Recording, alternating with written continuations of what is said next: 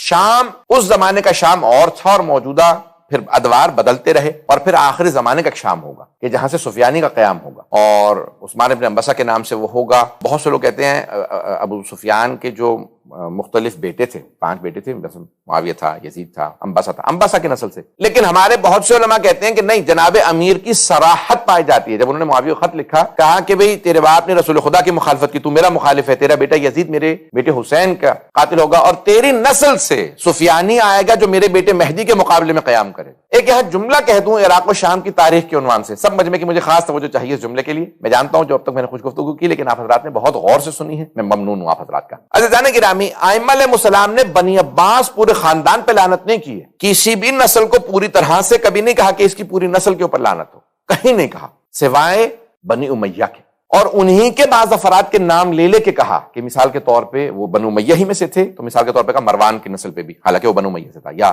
بہت سے ان کے خاندان کے لوگوں کے نام لیا، مناسب نہیں کہ میں سب کے نام گنواؤں آپ کو، لیکن بنو امیہ، اور یہاں تک بعض جگہوں پہ زیارت عاشورہ میں، جس پہ اس دفعہ کراچی میں ایشو بنا، یا اور بہت سے مقامات پہ زیارت عاشورہ کی سند پہ شک نہ کیجیے، اور اسی طرح سے اور بہت سے مقامات پہ لعن اللہ بنو امیہ قاطبہ تھا، یعنی سارے کے سارے بنو امیہ پہ۔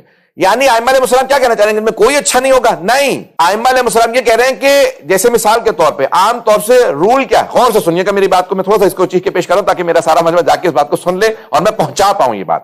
جیسے کل شیء لک طاہر حتی تعلم انہ نجس، ہر چیز پاک ہے جب تک کہ پتہ نہ ہو نجس ہے۔ اس کو کہا جاتا ہے ہمارے اصول فقہ میں اصالت کیا ہے، بات پہنچیے، اصالت طہارت کی اصل کیا ہے، اصل طہارت، ہر چیز پاک ہے، اصالت طہارت جاری کریں گے، اصالت حلیت جاری کریں گے۔ کون سا اصل؟ اصل یہ ہے، پھر اس کے مقابلے میں جو چیز خود آپ کو ثابت ہوگی وہ مانیں گے، پتہ نہیں لوگ ہیں یا نہیں۔ اصل ہر چیز پاک، اصل کیا ہے؟ اصول، اصول یہ ہے کہ ہر چیز پاک ہے جب تک کہ ثابت نہ ہو جائے، اصالت طہارت کہا جاتا ہے اسے۔ عزیزان گرامی تھوڑی سی توجہ کیجیے گا، ائمہ کہہ رہے ہیں ہر خاندان میں اصالت یہی جاری کرو، اصول یہی بناؤ کہ سب اچھے ہیں جب تک کہ ثابت نہ ہو برا۔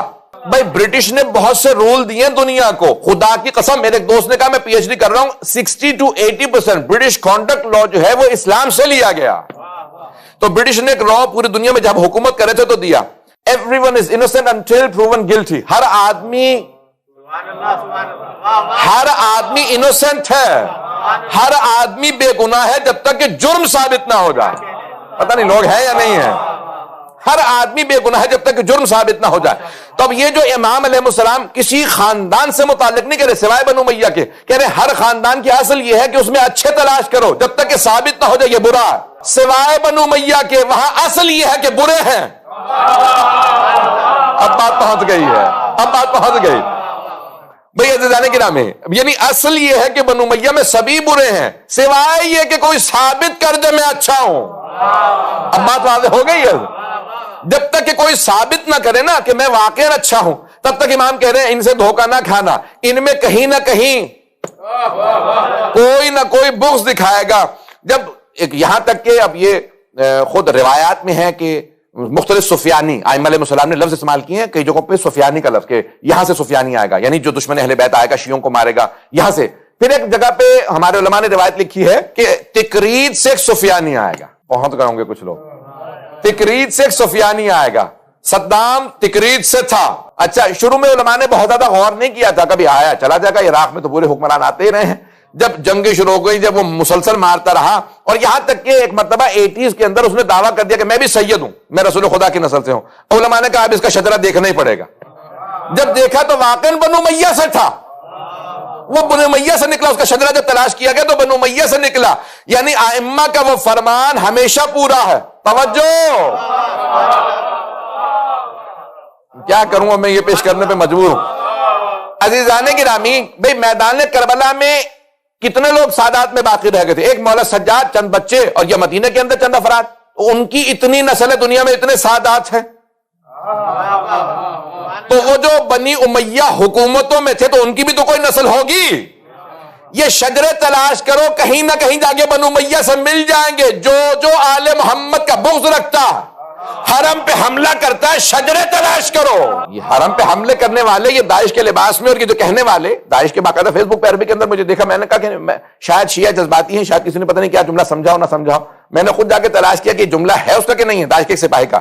اس نے کہا تم حجر ابن عدی کے اوپر بھی رو رہے ہو، حجر ابن عدی بھی، ہم تو نجف آئیں گے تو علی کی بھی قدر کھو دیں گے. یہ تم کہتے ہو چوتھے خلیفہ ہیں, تمہارے یہ جملے بتا رہے ہیں تمہارے شجروں میں خرابی ہے.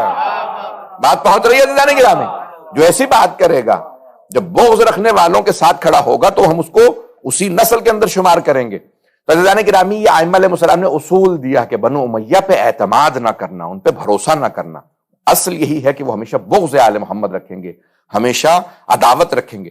اب شام کو ٹھیک ہے, اس زمانے کا شام کہ جہاں پہ انہوں نے بسایا, انہوں نے سارا سلسلہ شروع کیا اور ان کا کیپٹل بنا اور وہ جاری رکھا اور بے انتہا عداوت پہ اس سوار رکھے اس حکومت کے اصولوں کو. جہاں جناب امیر کا پورے کہتے ہیں کہ حکومت کے اندر جو اس زمانے کا دور تھا, کہتے تھے کہ سوائے چند صوبوں کے, ان میں سے ایک صوبہ سیستان جو ایران کا صوبہ ہے, وہ کہتے ہیں یہ چند صوبوں میں سے ایک صوبہ تھا جہاں کسی بھی وقت ممبر سے جناب امیر کا نام لے کے توہین نہیں کی. جو محققین مورخین, شیعہ مورخین, وہ کہتے ہیں کہ یعنی اصول تھا بنی امیہ کا کہ ممبروں سے جناب امیر کا نام لے کے, جمعے کے خطبے میں جن کے بغیر نماز جمعہ قبول نہیں ہے, جناب تک جناب امیر کا نام لے کے درود و سلام نہ بھیجو, خطبہ نہیں ہوا, نماز نہیں. اس امیر کا نام لے کے ان لوگوں نے شروع کیا سلسلہ کہ جناب امیر کا نام لے کے توہین کی جاتی تھی. آپ سوچ سکتے ہیں. اور یہ شام کے اندر سے سلسلہ شروع ہوا اور میں پیش کرنے لگا ہوں. بہرحال مجھے کئی وارننگز آ چکی اور میں خود بھی احتیاط کر رہا ہوں. تو بہرحال عزیزان گرامی, چلیں, کیونکہ میں تاریخ پیش کر رہا تھا تو اس پر منظر میں پڑھنا چاہتا تھا, لیکن میں چھوڑ رہا ہوں. اشارہ کروں گا اور مجھے پورا یقین ہے انشاءاللہ آپ لوگ پہنچ جائیں گے انشاءاللہ.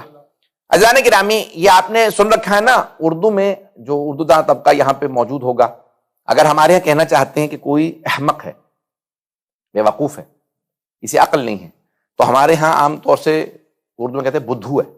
بدل تو نہیں گئے اردو کہیں, ایسا ہے یا نہیں؟ کبھی آپ نے سوچا کہ بھئی یہ بدھو ہی کیوں کہا جاتا ہے؟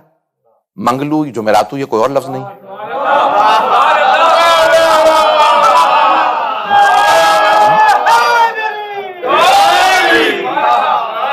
اب بات پہنچ گئی ہے.